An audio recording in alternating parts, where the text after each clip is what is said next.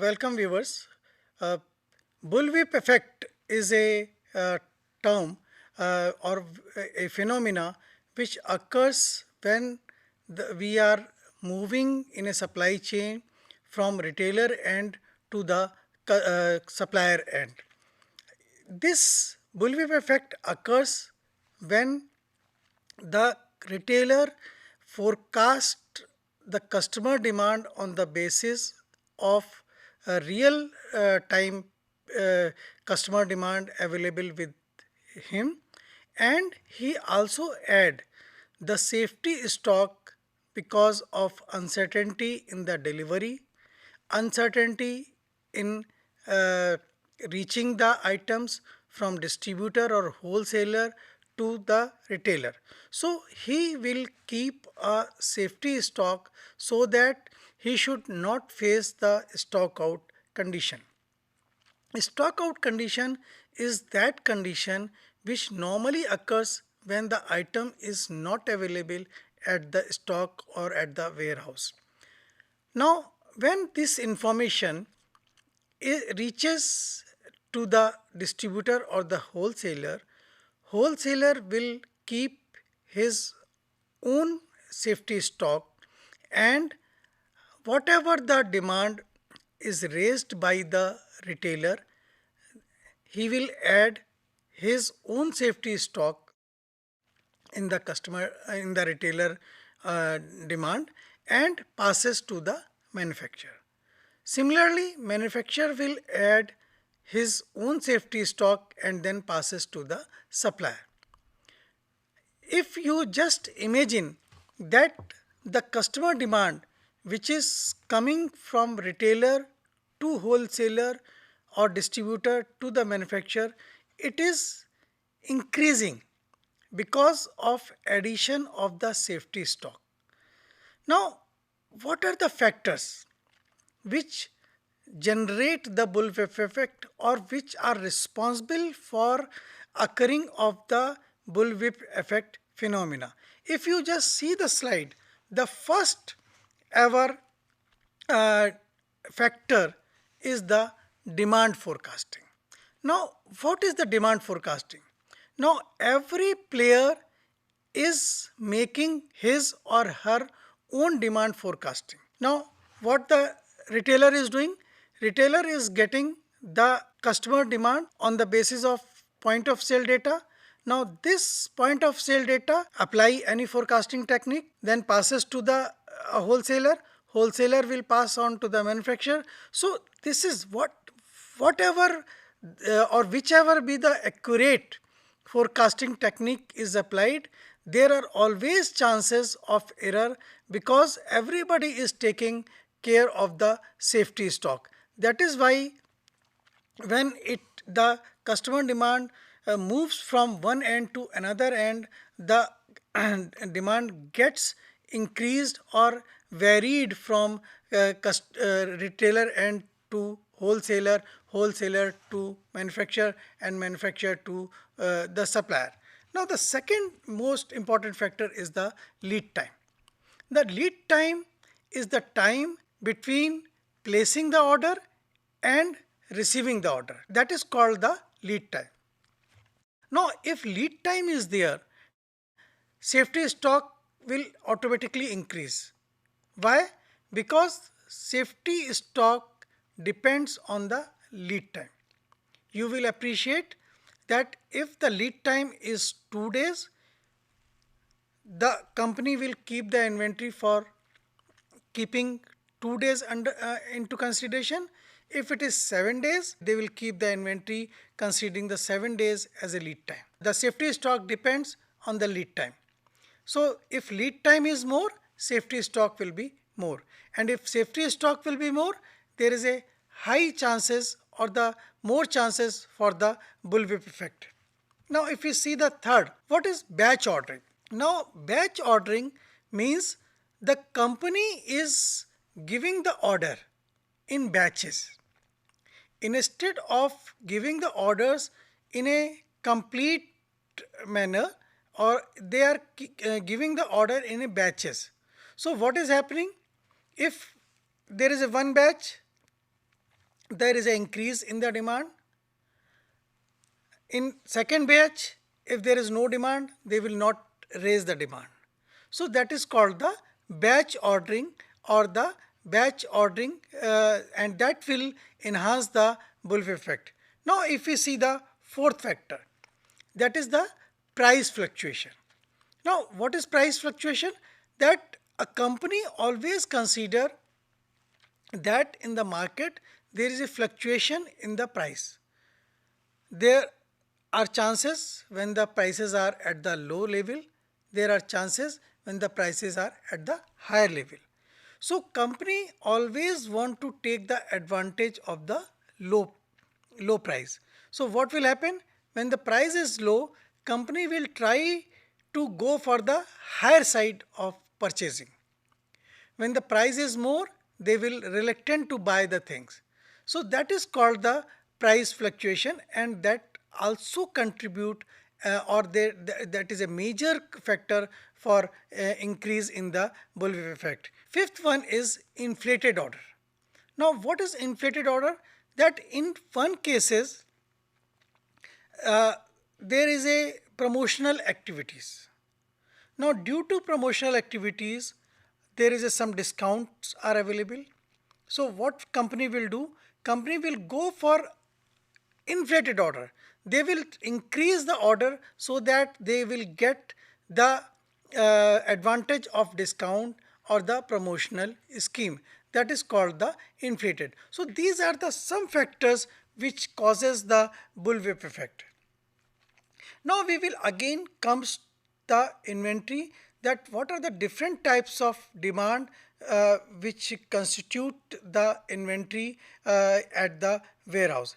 There are two types of basically demand. First is called the dependent demand and another one is called the independent demand. Dependent demand, if you just take the example of a car. Now in car, the tires are dependent. Why? Because they depend upon the number of cars to be manufactured. Now you will appreciate there are so many items. If you just see your scooter, if you see your washing machine, there are so many items which are dependent, and the number of washing machines to be produced or to be manufactured, they are independent. And the number of, just like number of your wheels, number of your switches, they all depends on the number of items to be produced as a washing machine, or number of cars to be produced by a four-wheeler company.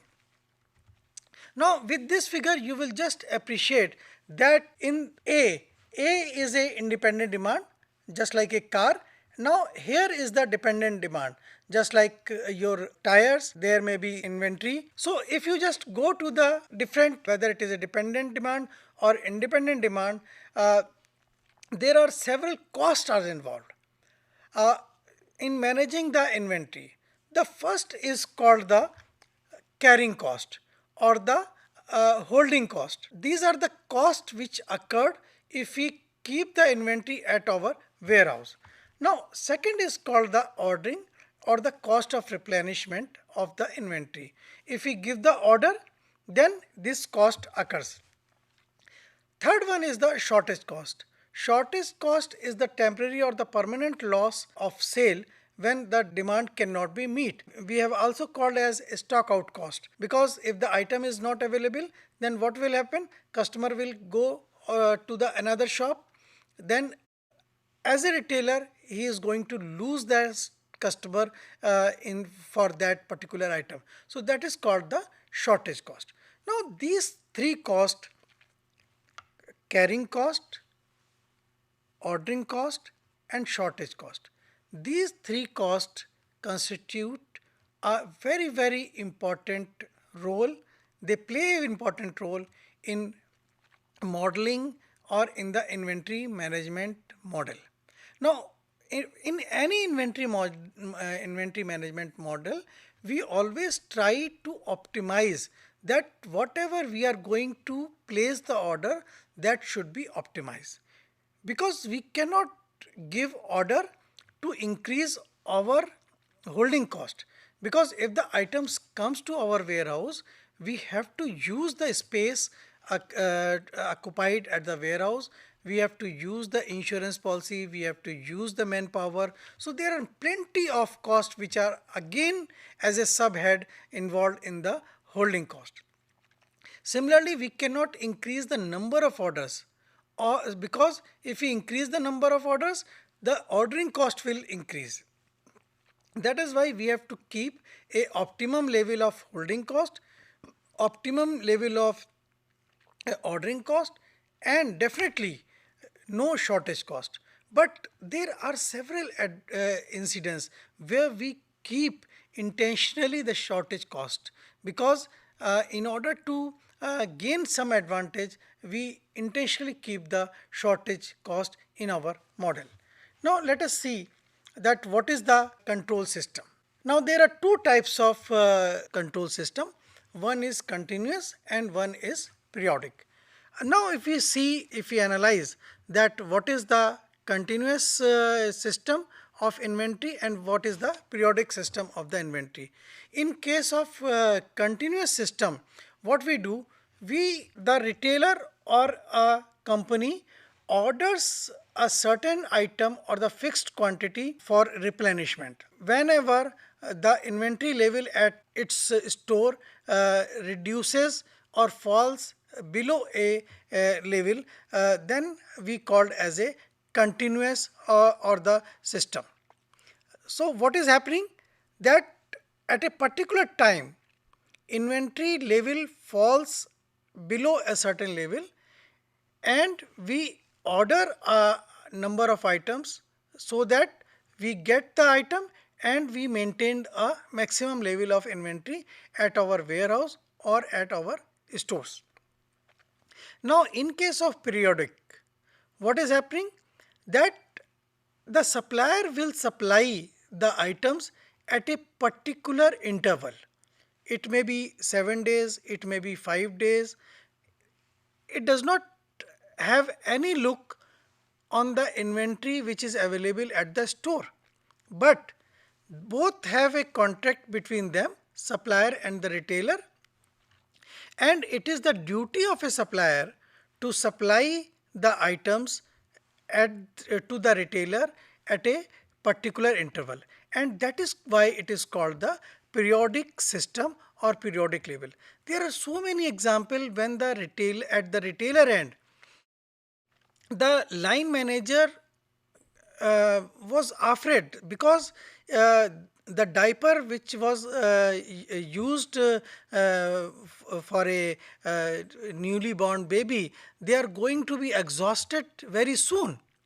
So he thought that he will be fired because he has not informed about the quantity of the diaper to his higher level of manager or higher manager, and the same was not passed to the supplier.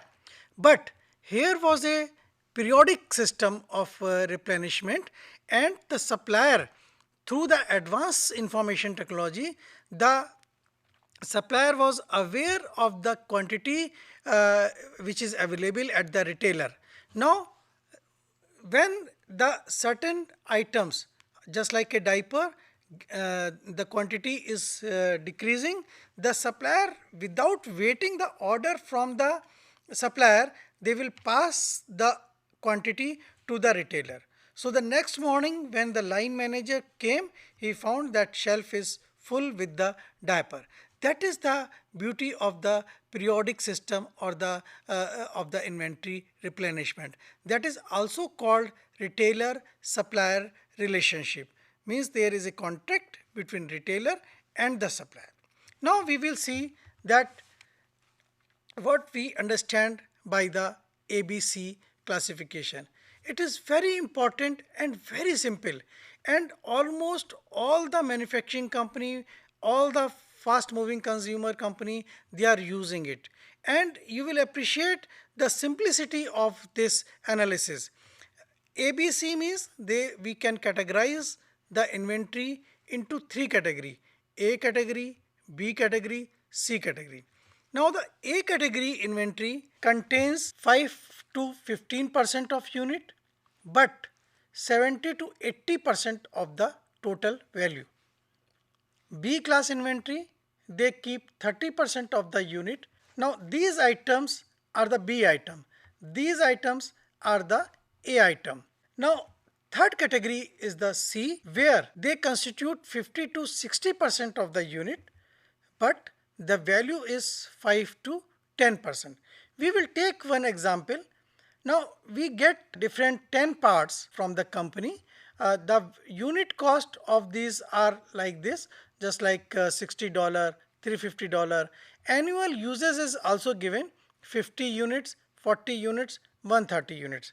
Now what we have done, we have put in the total value in the decreasing order, so that the highest we get at the top and the lowest at the bottom. Now on the basis of the value, the total value we have kept according to the item, and we also have cumulated figure. Now we have divided the 3 into 3 classes, just like A class, B class and the C class.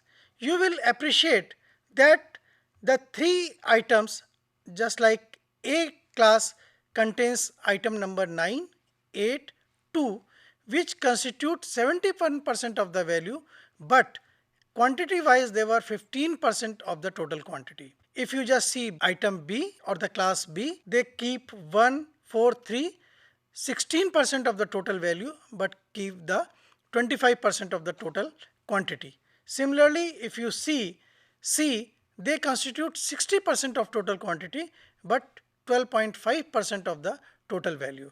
And this is the ABC analysis. Now we will come to the economic order quantity model. As I told you that economic order quantity model we normally use when we want to calculate or determine a optimal order quantity that will minimize or optimize the total inventory cost.